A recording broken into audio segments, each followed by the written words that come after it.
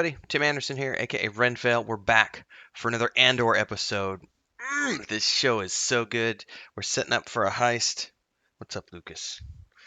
I'm getting scooted out of my own chair because of Mr. Lucas here, but we're gonna soldier on because this episode was awesome.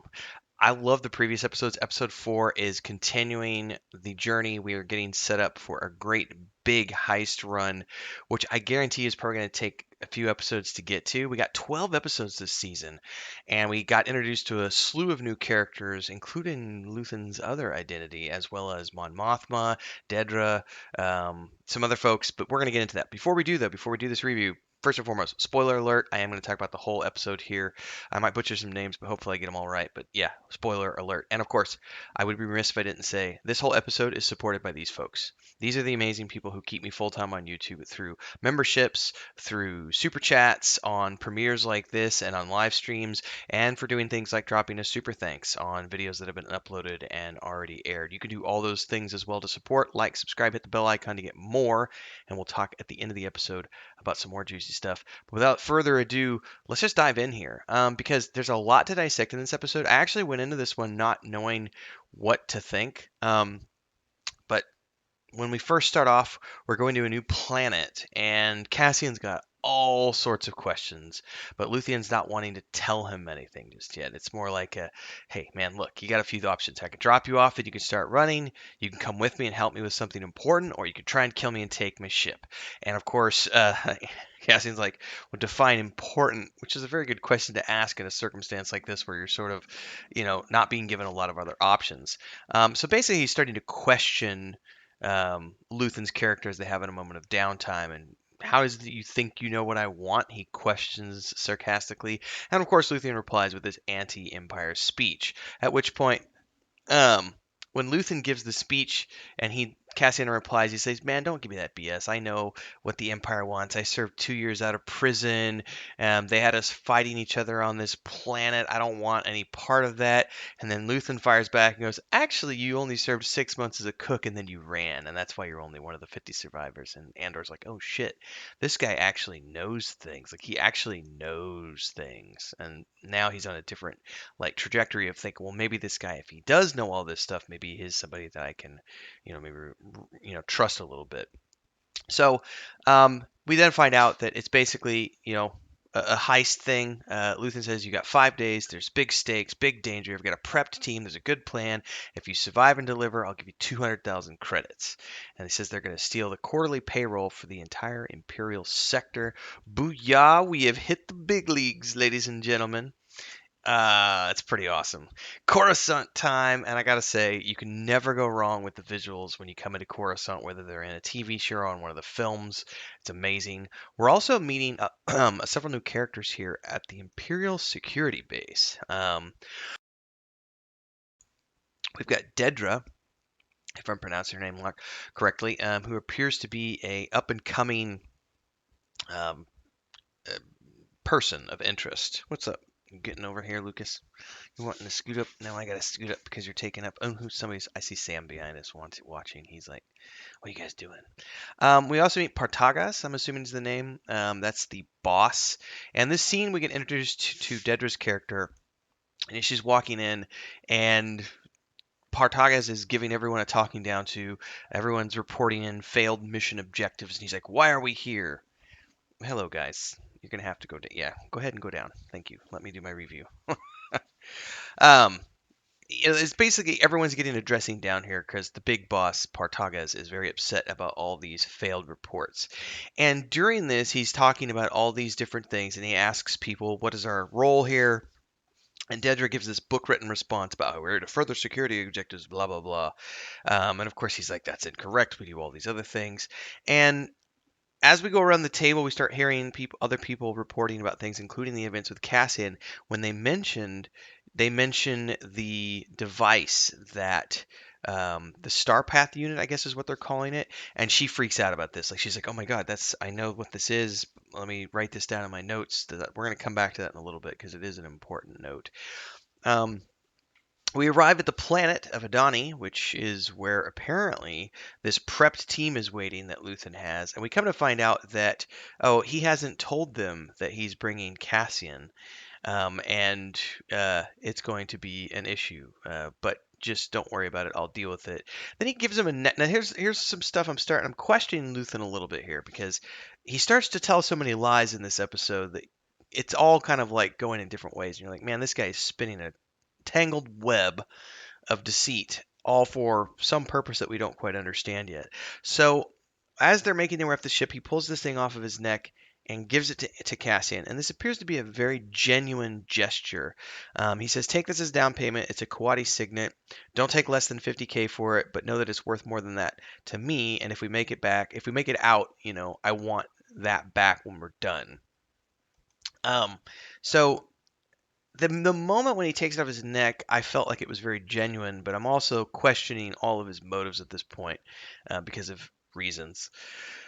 Um, but yeah, as we meet this new character, Vel, I guess is her name. She's super pissed that Luthen brought Cassian in, and she's yelling at him. Find out that he's actually paying Cassian, and she freaks out because the rest of them have been doing it for free.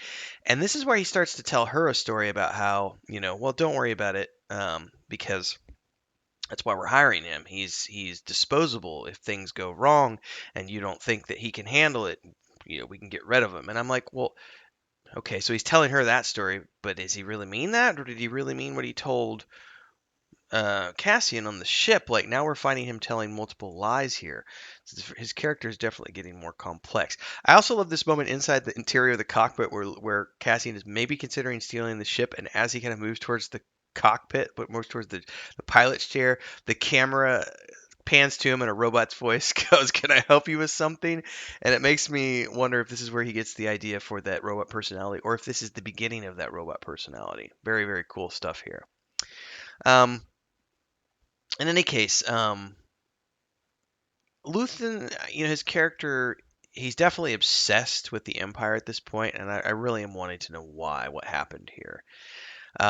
We go back to the deputy inspector. There's less with him this episode, but basically, um, the Imperials have come down. They've shut down the corporate headquarters. They're taking over entirely, and he gets shuffled off to his home. And we see this scene where he's descending an elevator, going from the planet's surface down into like the slums, and in defeat, basically going back to live with his mother. And she slaps him on the face as she enters his home, but then gives him a hug. So I don't know what's going to happen with him, but I'm wondering if I'm pretty sure he's going to get drugged back into it because of what's happening with Dedra's character, and because I guarantee you she's going to end up coming around looking for that whatever it's called, star path unit. Yeah, more on that in a minute. Um, I love this scene as Valley and Cassian are starting to walk back to the camp. She's telling him, we're about to hit an Imperial armory, and he freaks out, going, that has nothing to do with the payroll that Luthen told me about.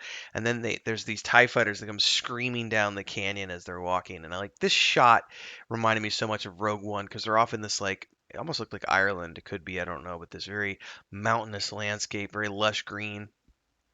And there's just something weird about seeing the TIE fighters against that background, but also ultimately really, really cool. And that sound, like you can never go wrong with the sound of TIE fighters screaming by. Just, I can't do the sound with my voice, but I can attempt to. Um, we're getting this discussion with Dedra now. She says this Starpath unit is our box. This is it. This is our box from Steerguard. Okay, I don't know what this is all about. But she's obviously obsessed with it. And this is the part of the show where I got really intrigued because we see Luthen arriving on Coruscant, and as his ship is arriving, he folds down a mirror, puts on a wig, gets on a new wardrobe, and starts practicing this identity. He's getting into character. And this character, all is has the same name, so okay, Luthen, but he's very flamboyant. I would almost say probably gay, although Disney's not ever allowed to say that characters are gay because Disney is anti-gay, as we know, right? Other people are like, no, they have a trans agenda. I'm just messing with people. It's I love his effeminate personality here as this like art gallery guy who's very open and flamboyant, and I'm sure there's going to be a reason for that as we get into this. In any case, um, as we meet the rest of the team on the planet with Vel, everyone's super suspicious of Cassian's character.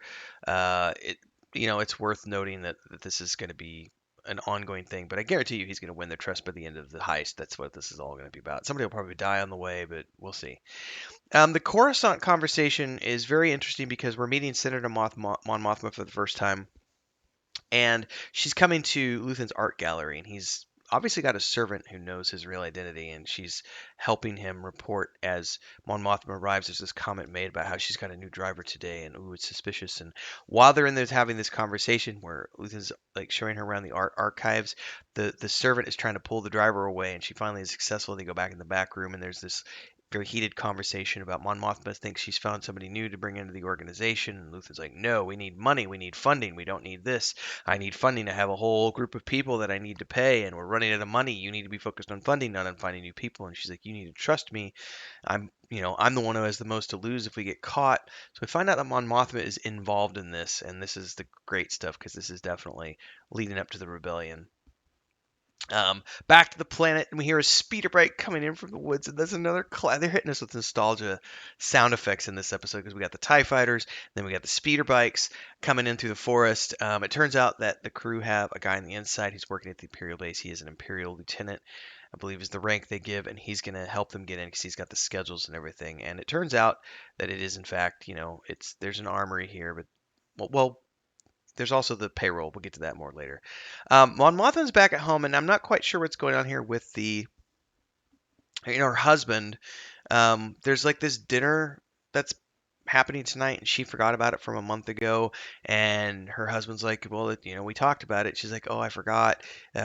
Who's coming? He says, look at the seating charts, and she starts freaking out because there's a bunch of people on there who are apparently um, against her and her policies, and she starts yelling at her husband, why would you do this to me? And he's like, because our lives are boring, dear, and we need some excitement.